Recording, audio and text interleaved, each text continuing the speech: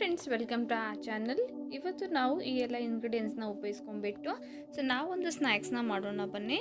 ನೀವಿಲ್ಲಿ ನೋಡ್ತಾ ಇರ್ಬೋದು, ಇಷ್ಟು ಇಂಗ್ರೀಡಿಯೆಂಟ್ಸ್ಗಳಿದ್ದಾವೆ ಮಾಡಲಿಕ್ಕೆ. ಉರ್ಗಡ್ಲೆ ಇದೆ, ಆಮೇಲೆ ಪುಟಾಣಿ, ಖಾರ, ಅರಿಶಿನ ಪುಡಿ, ತುರಿದಿರುವಂಥ ಕೊಬ್ಬರಿ ಇದೆ, ಬೆಳ್ಳುಳ್ಳಿ, ಆಮೇಲೆ ಹಾಲು ತಗೊಂಡಿದ್ದೀನಿ. ಎಲ್ಲ ಇಂಗ್ರೀಡಿಯೆಂಟ್ಸ್ಗಳಿಂದ ಒಂದು ಸ್ನ್ಯಾಕ್ಸ್ನ ಮಾಡೋಣ ಬನ್ನಿ. ಮೊದಲು ಒಂದು ಪಾತ್ರೆಗೆ ಹಾಲುನ ತೊಗೊಂಡ್ಬಿಟ್ಟು ಅದನ್ನ ಕುದಿಸ್ಲಿಕ್ಕೆ ಇಡ್ತಾ ಇದ್ದೀನಿ ಒಂದು ಕುಕ್ಕರಲ್ಲಿ. ಇಷ್ಟು ನೀರು ಹಾಕಿದರೆ ಸಾಕು ಒಂದು ಕುಕ್ಕರಲ್ಲಿ. ಅದು ಬೇಯ್ದುಬಿಡುತ್ತೆ. ಇದನ್ನು ಕುಕ್ಕರಲ್ಲಿ ಹಾಕಿಬಿಟ್ಟು ಮೊದಲು ಬೇಯಿಸ್ಕೊಂಬಿಡೋಣ, ಆಲೂಗಳನ್ನು ಸರಿಯಾಗಿ ಬೆಂದಿಸ್ಕೊಂಬಿಡೋಣ. ಈ ರೀತಿಯಾಗಿ ಕುಕ್ಕರ್ನ ಕ್ಲೋಸ್ ಮಾಡ್ಕೊಂಬಿಟ್ಟು ಆಲೂನ ನಾನು ಬೇಯಿಸ್ಲಿಕ್ಕೆ ಇಡ್ತಾ ಇದ್ದೀನಿ. ಈಗ ಬೆಂದಿರುವಂಥ ಆಲೂಗಳನ್ನು ಕುಕ್ಕರಿಂದ ತೆಗೆಯೋಣ. ನೋಡ್ಬೋದು, ಇಲ್ಲಿ ಆಲೂಗಳನ್ನ ಸಿಪ್ಪೆಯನ್ನು ತೆಗೆದುಕೊಂಡ್ಬಿಟ್ಟು ತೊಗೊಂಡಿದ್ದೀನಿ.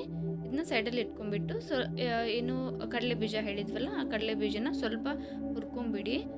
ಈ ರೀತಿಯಾಗಿ ಹುರ್ಕೊಂಬಿಟ್ಟು ಆಮೇಲೆ ಅದೇ ರೀತಿಯಾಗಿ ತುರಿದಿರುವಂತಹ ಕೊಬ್ಬರಿ ಏನಿದೆ ಅಲ್ಲ, ಅದನ್ನು ಕೂಡ ಸ್ವಲ್ಪ ಫ್ರೈ ಮಾಡ್ಕೊಂಬಿಡಿ. ತುಂಬ ಜಾಸ್ತಿ ಏನು ಬೇಕಿಲ್ಲ, ಸ್ವಲ್ಪ ಫ್ರೈ ಮಾಡ್ಕೊಂಬಿಟ್ಟು ಅದನ್ನು ಕೂಡ ತೆಗೆದಿಟ್ಕೊಳ್ಳಿ. ಜೊತೆಗೆ ಬೆಳ್ಳುಳ್ಳಿ ಏನು ತೊಗೊಂಡಿದ್ವಲ್ಲ, ಅವು ಬೆಳ್ಳುಳ್ಳಿಗಳನ್ನು ಸ್ವಲ್ಪ ಮಾತ್ರ ಅದನ್ನ ಈ ರೀತಿಯಾಗಿ ಫ್ರೈ ಮಾಡ್ಕೊಳ್ಳಿ. ಸ್ವಲ್ಪ ಈ ರೀತಿಯಾಗಿ ಫ್ರೈ ಮಾಡ್ಕೊಳ್ಳೋದ್ರಿಂದ ರುಚಿ ಕೂಡ ತುಂಬ ಚೆನ್ನಾಗಿ ಬರುತ್ತೆ. ಹಾಗೆ ಬೆಳ್ಳುಳ್ಳಿ ಹಾಕಿದರೆ ಟೇಸ್ಟ್ ಬರಲ್ಲ. ಇವಾಗ ಒಂದು ಮಿಕ್ಸಿ ಜಾರ್ ತೊಗೊಂಡಿದ್ದೀನಿ. ಈ ಮಿಕ್ಸಿ ಜಾರ್ಗೆ ಏನೇ ಫ್ರೈ ಮಾಡ್ಕೊಂಡ್ವಲ್ಲ, ಅದು ತುರಿದಿರುವಂತಹ ಒಂದು ಕೊಬ್ಬರಿ, ಆಮೇಲೆ ಉರಿಗಡಲೆ, ಆಮೇಲೆ ಕಡಲೆಕಾಳು, ಈ ರೀತಿಯಾಗಿ ಏನು ಇಂಗ್ರೀಡಿಯೆಂಟ್ಸ್ಗಳಿದ್ವಲ್ಲ, ಬೆಳ್ಳುಳ್ಳಿ ಹುರಿದಿರುವಂಥದ್ದು, ಅದೇ ರೀತಿಯಾಗಿ ಖಾರ 1 ಸ್ಪೂನ್ ತೊಗೊಂಡಿದ್ದೀನಿ. ಇಲ್ಲಿ 1/2 ಸ್ಪೂನು ಅರಿಶಿನ ಪುಡಿ ತೊಗೊಂಡಿದ್ದೀನಿ. ಈ ಒಂದು ಇಂಗ್ರೀಡಿಯೆಂಟ್ಸ್ಗೆ ಸ್ವಲ್ಪ ರುಚಿಗೆ ತಕ್ಕಷ್ಟು ಉಪ್ಪನ್ನು ಹಾಕ್ತಾ ಇದ್ದೀನಿ. ಈ ಏನು ಮಿಶ್ರಣ ಏನಿದೆಯಲ್ಲ, ಇದನ್ನ ಸ್ವಲ್ಪ ಗ್ರೈಂಡ್ ಮಾಡ್ಕೊಂಬಿಡಿ ಮಿಕ್ಸಿಯಲ್ಲಿ. ಈ ರೀತಿಯಾಗಿ ಹುರಿಯಾಗಿದ್ದರೆ ಸಾಕು, ತುಂಬ ನುಣ್ಣಗೆ ಮಾಡ್ಕೊಳ್ಳಿಕ್ಕೆ ಹೋಗಬೇಡಿ. ಸ್ವಲ್ಪ ಈ ರೀತಿಯಾಗಿ ಹುರಿಯಾಗಿರಬೇಕು. ಇವಾಗ ಹಾಲು ಸ್ವಲ್ಪ ತಣ್ಣಗಾಗಿದೆ. ಇದನ್ನು ಸ್ಮ್ಯಾಶ್ ಮಾಡ್ಕೋತಾ ಇದ್ದೀನಿ. ನಿಮ್ಮ ಹತ್ರ ಸ್ಮ್ಯಾಶರ್ ಇದ್ದರೆ ಅದನ್ನು ಕೂಡ ನೀವು ಯೂಸ್ ಮಾಡ್ಕೋಬೋದು. ಇದಕ್ಕೂ ಕೂಡ ಸ್ವಲ್ಪ ಅಚ್ಚ ಖಾರದ ಪುಡಿ, ಆಮೇಲೆ ಸ್ವಲ್ಪ ಅರಿಶಿನ ಹಾಕ್ತಾ ಇದ್ದೀನಿ. ಅದೇ ರೀತಿಯಾಗಿ ಕೊರಿಯಂಡರ್ ಏನಿದೆಯಲ್ಲ, ಅದರ ಪೌಡರ್ ಹಾಕ್ತಾ ಇದ್ದೀನಿ. ಜೊತೆಗೆ ರುಚಿಗೆ ತಕ್ಕಷ್ಟು ಉಪ್ಪು, ಅಲ್ಲಿ ಸ್ವಲ್ಪ ಉಪ್ಪು ಹಾಕಿದ್ದೀವಿ. ಹಾಗಾಗಿ ನೋಡ್ಕೊಂಬಿಟ್ಟು ಹಾಕ್ಕೊಳ್ಳಿ, ರುಚಿಗೆ ತಕ್ಕಷ್ಟು ಉಪ್ಪನ್ನು ಹಾಕ್ಕೊಳ್ಳಿ. ಈಗ ಒಂದು ಬೌಲ್ಗೆ ಕಡಲೆ ಹಿಟ್ಟನ್ನು ತೊಗೋತಾ ಇದ್ದೀನಿ. ಒಂದು ಬೌಲಲ್ಲಿ ಕಡಲೆ ಹಿಟ್ಟನ್ನ ಒಂದು ಬೌಲು ಮೇಲೆ ಸ್ವಲ್ಪ ಹಾಕೋತಾ ಇದ್ದೀನಿ ಕಡಲೆ ಪುಡಿ. ಅದಕ್ಕೆ ಸ್ವಲ್ಪ ಧನಿಯಾ ಪೌಡರ್, ಆಮೇಲೆ ಖಾರ, ಅಚ್ಚ ಖಾರದ ಪುಡಿ ಹಾಕೋತಾ ಇದ್ದೀನಿ. 1/2 ಸ್ಪೂನ್ನಷ್ಟು, ಆಮೇಲೆ ಉಪ್ಪು. ಇದು ಏನು ನೀವು ಎಲ್ಲ ಮಿಶ್ರಣ ಮಿಕ್ಸ್ ಮಾಡ್ಕೊಂಬಿಡೋಣ. ಮೊದಲು ಈ ರೀತಿಯಾಗಿ ಚೆನ್ನಾಗಿ ಮಾಡ್ಕೊಂಬಿಡಿ. ಎಲ್ಲ ಇಂಗ್ರೀಡಿಯೆಂಟ್ಸ್ ಸರಿಯಾಗಿ ಮಿಕ್ಸ್ ಆಗೋಗತ್ತಾರೆ.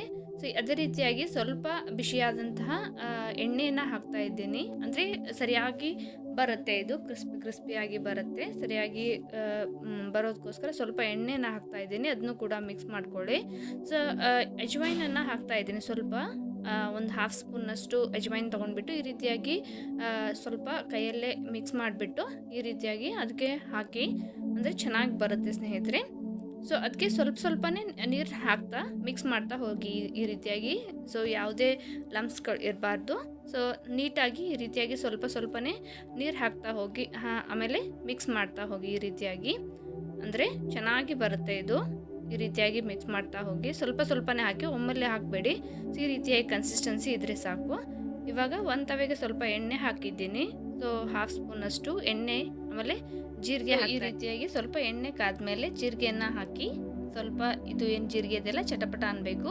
ಆನಂತರ ಈಗೇನು ಆಲೂ ಏನು ಸ್ಮ್ಯಾಶ್ ಮಾಡ್ಕೊಂಡಿದ್ವಲ್ಲ, ಈ ಆಲೂಗಳನ್ನು ಸ್ಮ್ಯಾಶ್ ಮಾಡ್ಕೊಂಡಂಥ ಆಲೂನ ಇದಕ್ಕೆ ಹಾಕಿಬಿಟ್ಟು ಸ್ವಲ್ಪ ಫ್ರೈ ಮಾಡ್ಕೊಂಬಿಡಿ. ಅಂದರೆ ಚೆನ್ನಾಗಿ ಟೇಸ್ಟ್ ಬರುತ್ತೆ. ಆಲ್ರೆಡಿ ಫ್ರೈ ಆಗಿದೆ.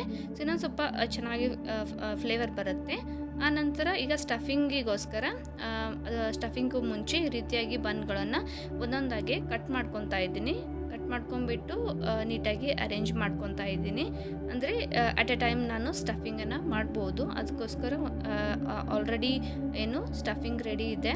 ಇದನ್ನೇನು ಮಾಡ್ತಾ ಇದ್ದೀನಿ, ಮೊದಲು ಈ ರೀತಿಯಾಗಿ ಕಟ್ ಮಾಡ್ಕೊತಾ ಇದ್ದೀನಿ ಎಲ್ಲ ಬನ್ಸ್ಗಳನ್ನು. ಸ್ಟಫಿಂಗು ಮುಂಚೆ ಸ್ವಲ್ಪ ನಾನೇನು ಮಾಡ್ತಾಯಿದ್ದೀನಿ, ಬೆಣ್ಣೆನ ಅಥವಾ ತುಪ್ಪ ಯಾವುದಾದ್ರೂ ನೀವು ಅಪ್ಲೈ ಮಾಡ್ಬೋದು. ನಾನು ಇಲ್ಲಿ ತುಪ್ಪ ಬಳಸ್ತಾ ಇದ್ದೀನಿ.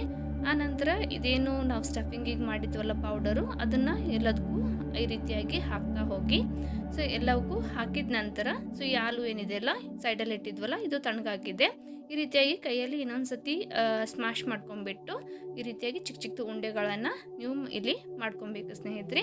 ಇದೇ ರೀತಿಯಾಗಿ ನಿಮಗೆ ಎಷ್ಟು ಸೈಜ್ ಬೇಕೋ ಅಷ್ಟು ಸೈಜಲ್ಲಿ ನಿಮ್ಗೆ ಬೇಕಾದ ಸೈಜಲ್ಲಿ ನೀವು ರೋಲ್ಗಳನ್ನು ಮಾಡ್ಕೊಬೋದು.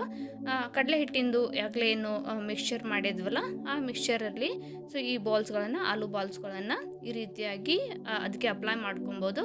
ಸೊ ಕೈಯಲ್ಲಿ ಬೇಕಾದರೂ ನೀವು ಅಪ್ಲೈ ಮಾಡ್ಬೋದು ಅಥವಾ ಸ್ಪೂನಲ್ಲಿ ಕೂಡ ಈ ರೀತಿಯಾಗಿ ಎಲ್ಲ ಕಡೆ ಸ್ಪ್ರೆಡ್ ಆಗೋ ಥರ ಹಾಕ್ಬಿಟ್ಟು ಸೊ ಇವಾಗ ಎಣ್ಣೆ ಕಾದಿದೆ. ಈ ಎಣ್ಣೆ ಕಾದ್ಮೇಲೆ ಈ ಆಯಿಲಲ್ಲಿ ಸೊ ಇದೇನು ಇದೆಯಲ್ಲ ಆಲೂ ಬಾಲ್ಸು ಈ ರೀತಿಯಾಗಿ ಹಾಕ್ತಾ ಹೋಗಿ ಸೊ ಇದನ್ನು ಚೆನ್ನಾಗಿ ಫ್ರೈ ಮಾಡ್ಕೊಬೇಕು. ಸೊ ಗೋಲ್ಡನ್ ಬ್ರೌನ್ ಬರೋವರೆಗೂ ಈ ರೀತಿಯಾಗಿ ನೀವು ಇದೇ ಬಾಲ್ಸ್ಗಳನ್ನು ಸರಿಯಾಗಿ ಈ ಥರ ಗೋಲ್ಡನ್ ಬ್ರೌನ್ ಬಂದಿದೆ ಈ ರೀತಿಯಾಗಿ ಬರೋವರೆಗೂ ಫ್ರೈ ಮಾಡ್ಕೊಂಬಿಡಿ. ಎಣ್ಣೆಯಲ್ಲಿ ಫ್ರೈ ಮಾಡ್ಕೊಂಬಿಟ್ಟು ತೆಗೆದಿಟ್ಕೊಳ್ಳಿ. ಈ ರೀತಿಯಾಗಿ ನಾನು ಎಲ್ಲವುಗಳನ್ನು ಇದೇ ರೀತಿಯಾಗಿ ಫ್ರೈ ಮಾಡ್ಕೊಂಬಿಟ್ಟು ತೆಗೆದಿಟ್ಕೊಂಡಿದ್ದೀನಿ. ಅದೇ ರೀತಿಯಾಗಿ ಒಂದು ಫ್ರೈ ಪ್ಯಾನ್ಗೆ ಸೊ ನೀವು ಆಯಿಲ್ ಆದರೂ ಹಾಕ್ಬೋದು ಅಥವಾ ಬಟರ್ನ ಹಾಕ್ಬಿಟ್ಟು ಈ ರೀತಿಯಾಗಿ ಸ್ವಲ್ಪ ಬನ್ಗಳನ್ನು ಸ್ವಲ್ಪ ರೋಸ್ಟ್ ಮಾಡ್ಕೊಂಬಿಡಿ.